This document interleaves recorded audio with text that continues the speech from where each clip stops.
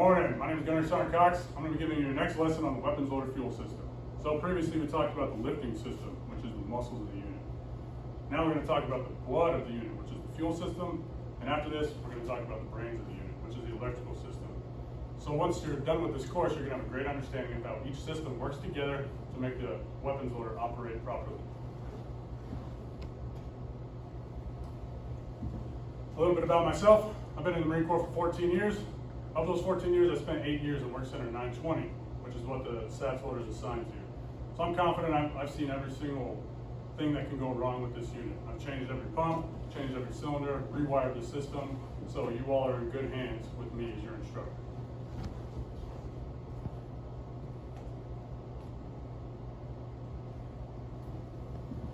By show of hands, how many of us have worked on a fuel system before? Whether that be a jet ski, lawnmower, anything along those lines. Good, most of us. For those of you that haven't, I'm confident that you're going to know the ins and outs of the fuel system, each component, and how they work together with the fuel system.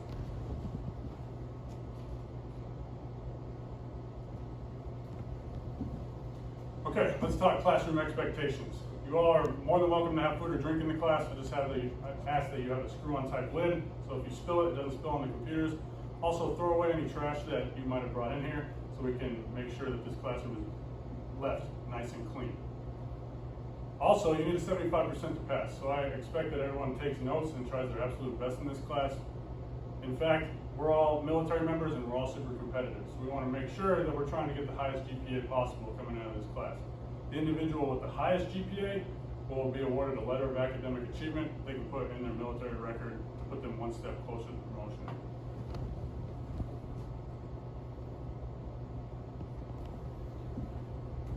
Last but certainly not least, let's talk safety. This unit deals with a lot of different hazardous materials. It has oil, hydraulic fluid, fuel. So we want to make sure we are referring to the material safety data sheet and wearing all proper protective equipment that it states to make sure we're operating in the safest environment possible. Do we have any questions about safety or classroom expectations before we move on to what we're going to learn about today? If we don't have any questions, let's talk about our enabling objectives. We only have one enabling objective today, and that is identify by selecting correct statements concerning the major components, purposes, characteristics of the weapons loader fuel system. So in a nutshell, we're going to talk about each component, what it does, and how they work together.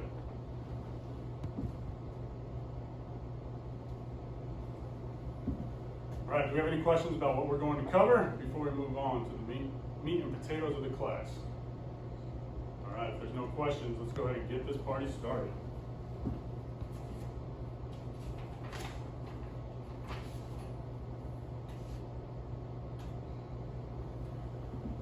Okay, I'd like to start everyone off with a little sea story. When I worked in Yuma, Arizona, I was a Lance Corporal, and one of the squadron representatives brought back a weapons loader that wasn't starting. Basically, it was just crank, crank, crank, crank, crank, crank, crank, crank, wasn't turning over. They told me to troubleshoot it, so naturally I started at the beginning of the fuel system and looked in the fuel tank. When I opened it up, I saw a lot of weird stuff floating around in it. It was like white creamy stuff, green stuff, and I wanted to basically figure out what was inside there, so I drained the fuel tank, and soggy bread, lettuce, tomatoes, and meat started coming out of the fuel system. I thought, that's odd. Well, it turns out one of the individuals that worked at the squadron had skipped chow, and he was hungry. So he took a Subway sandwich out to the flight line, and long story short, I guess he thought he was going to get in trouble, so he stuffed it in the fuel tank instead of taking responsibility for it, and that's why it wasn't starting. So lesson learned, let's not eat food while we're on the flight line when we're not supposed to.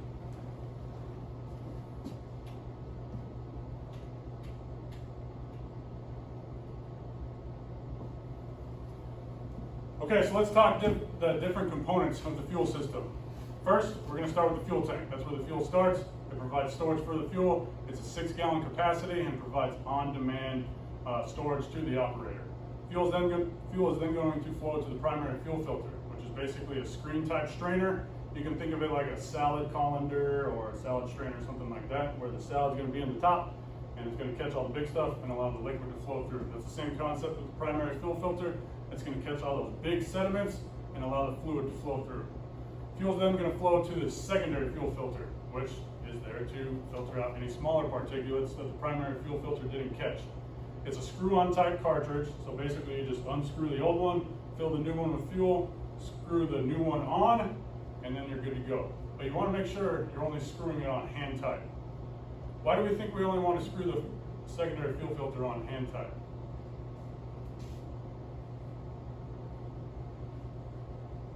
Sergeant Elliott. That way you don't damage the fuel filter?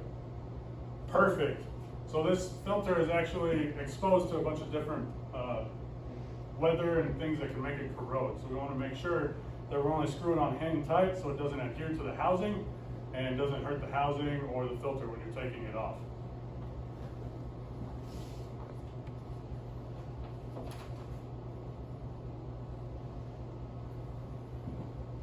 Okay, so the next major component that the fuel flows to is the injection pump. The injection pump is basically the muscles of the fuel system. It's going to pull that fuel all the way from the fuel tank and send it all the way forward to the injection nozzles. It actually works in line with the camshaft, so it's connected to the camshaft. If we can think of our time back in A school, a camshaft is basically a rod with a bunch of like egg-shaped lobes on it, and it spins, and the injection pump works with that. So on the upstroke of the camshaft, the pump's going to open. On the downstroke, it's going to close. So it opens, pulls fuel in, and then on the downstroke, it closes and sends fuel forward. So it basically works in sync to make sure that everything is synchronizing properly. The injection pump is going to send fuel forward to the injection nozzles.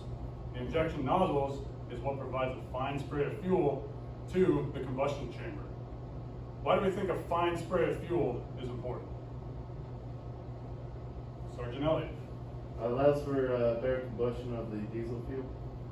Outstanding. So the engine doesn't have spark plugs. The diesel engine doesn't deal with spark plugs. So we want to make sure that it's distributed throughout the combustion chamber. So on that upstroke, it's going to make all that fuel combust, and it's going to promote good combustion.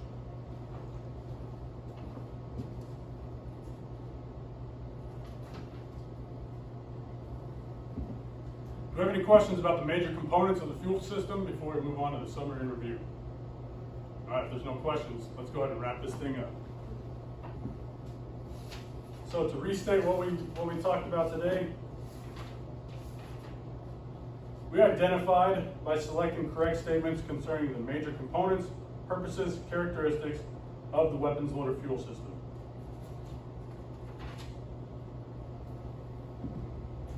All right, so now that we completed our lesson, I'm confident that you all know every single component in the fuel system and how they work together as a team to help the fuel system operate properly.